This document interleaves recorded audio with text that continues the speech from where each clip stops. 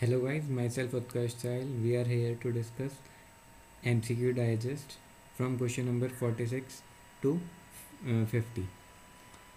Let's start.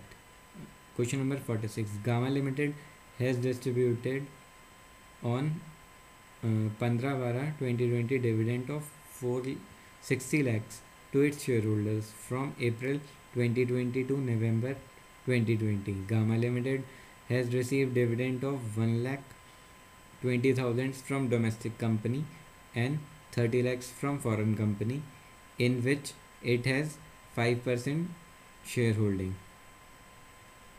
Okay. What is deduction, if any, available to Gamma Limited in respect of such dividends? इसमें question में ये पूछा है, gamma limited ने ना डिविडेंड डिस्ट्रीब्यूट किया है 460 लैक्स का, और वो किया है 15/12/2020 को, और उसने रिसीव किया है अप्रैल से लेके नवंबर तक। जो डिविडेंड उसे रिसीव हुआ है वो 1,20,000 डोमेस्टिक कंपनी से रिसीव हुआ है और 30 लैक्स फॉरेन कंपनी से रिसीव हुआ है। तो अगर कोई डिडक्शन मिलती है हमें तो उसने ये पूछी है। अब इस बार ही अमेंडमेंट आया है और जो इस रेस्पेक्ट में डिडक्शन मिलेगी वो हमें ATM में मिलेगी, और ATM बोलता है कि अगर किसी कंपनी ने डिविडेंड रिसीव किया, किसी भी पर्सन ने डिविडेंड रिसीव किया है डोमेस्टिक कंपनी से, फॉरेन कंपनी से या फिर बिजनेस ट्रस्ट से ड्यूरिंग द ईयर, तो उसकी वो in respect of such income 80M में डिडक्शन ले सकता है। तो यहाँ पे डोमेस्टिक कंपनी से जो डिविडेंड रिसीव हुआ है वो 1,20,000 है, और फॉरेन कंपनी से जो रिसीव हुआ है वो 30 लाख है। टोटल 1,50,000 हो गया, और इसके रिस्पेक्ट में 1,50,000 की डिडक्शन मिल जाएगी सी में। तो आंसर सी आ जाएगा। फिर इसके बाद question number 47। Mister Hari has a income of 52 lakhs under PGBP. One of his business is eligible for deduction at a rate of 100% under section 80 IA for assessment year 21-22. The profits from such business included in the business income is 35 lakhs. What is tax payable by Mr. Hari for assessment year 21-22? Assume that he has no other income during the previous year 2020-21 and credited for alternate minimum tax if any to be carried forward. तो इस question में mister हरी की जो income है वो 52 लाख है, और वो ATIA का एक एलिजिबल बिजनेस करता है जिससे इनकम आई है 35 लैक्स। ठीक है, तो अगर हम नॉर्मल प्रोविजंस के हिसाब से टैक्स पेबल निकालेंगे तो कितना आएगा, 52 लैक्स माइनस 35 लैक्स करेंगे, 17 लैक्स उसकी टैक्सेबल इनकम आ जाएगी। 17 लैक्स में से अगर हम 10 लाख घटा देंगे और उसे 30% मल्टीप्लाई कर देंगे और 1,12,500 हम जोड़ देंगे, तो हमारा टैक्स आ जाएगा नॉर्मल इनकम के हिसाब से, जो कि आएगा उसमें 4% सरचार्ज जोड़ के आएगा 3,35,400। अब अगर ये भी हमने पढ़ा हुआ है, ऑल्टरनेट मिनिमम टैक्स लगता है उन एसएससीज पे जो भी 80 IA से 80 RRB तक की कोई भी डिडक्शन क्लेम करते हैं, तो उस रिस्पेक्ट में उन्हें ऑल्टरनेट मिनिमम टैक्स लगता है। तो ऑल्टरनेट मिनिमम टैक्स के लिए जो टैक्सेबल इनकम हो गई वो 52 लाख हो गई, और 18.5% इसका टैक्स रेट है। अब जब हमारी इनकम किसी इंडिविजुअल की 50 लाख से एक्सीड करती है तो उस पर सरचार्ज भी लगता है एट द रेट ऑफ 10%, और एजुकेशन सेस लगेगा। तो जो टोटल टैक्सेबल इनकम आ गई हमारी, टैक्स पेबल आ गया 11,528, और ये राउंड ऑफ हो जाता है इन मल्टीपल ऑफ 10, तो 11,530 आ गया। तो इस हिसाब से हमारा आंसर आ गया सी। और AMT कैरिड फॉरवर्ड, इसमें से हम माइनस कर देंगे नॉर्मल टैक्स पेबल जो कि था 3,35,400। तो AMT कैरी फॉरवर्ड कितना होगा, 7,65,130। फिर नेक्स्ट क्वेश्चन पे पढ़ते हैं हम। Question number 48। Charitable trust created on 1/4/2018 with the objective of relief of poor applied for registration on 31/10/2019.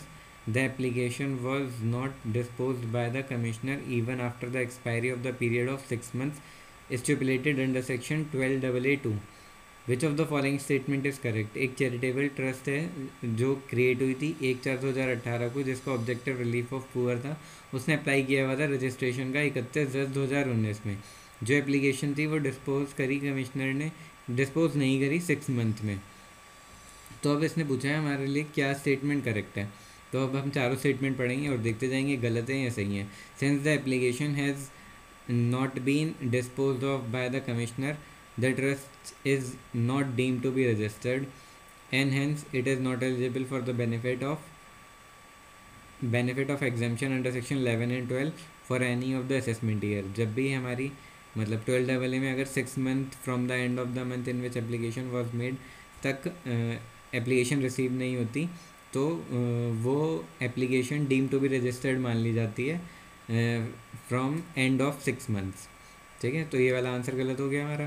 Since the application has not been dispose of by the commissioner within the stipulated period the trust is deem to be registered with effect from 1/4/2018। नहीं from ये तो creation से ही इसने कह दिया, ये तो बिल्कुल गलत है। Being the date of creation of trust and is entitled to benefit for exemption under section 11 and 12 for assessment year 19-20 भी कर दिया, नहीं बिल्कुल गलत है। Since the application has not been dispose of by the commissioner within the stipulated period the trust is deem to be registered with effect from 31/10/2019। नहीं, 6 month and होने के बाद से वो डीम टू बी रजिस्टर्ड मानी जाती है, 31/10 के लिए नहीं। Being the date of application for registration and is entitled to the benefit of exemption under section 11 and 12 with effect from assessment year 2020-21। तो ये भी गलत हो गया।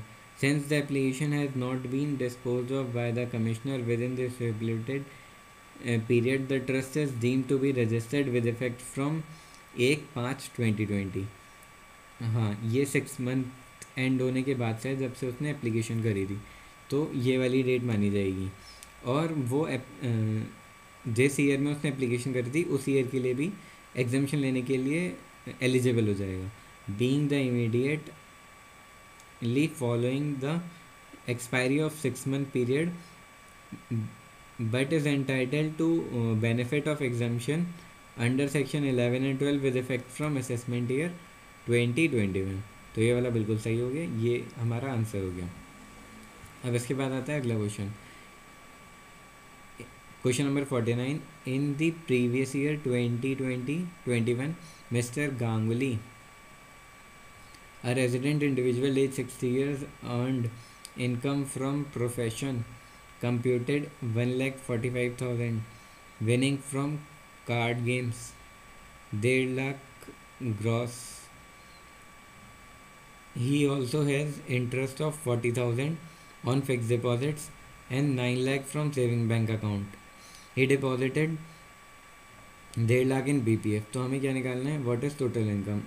अब इस क्वेश्चन में कहा है हमें एक गांगुली बंदा है जिसकी एज 60 years है और रेजिडेंट इंडिविजुअल है, तो ये सीनियर सिटीज़न हो गया, इसको 3 लाख का बेनिफिट मिल जाएगा।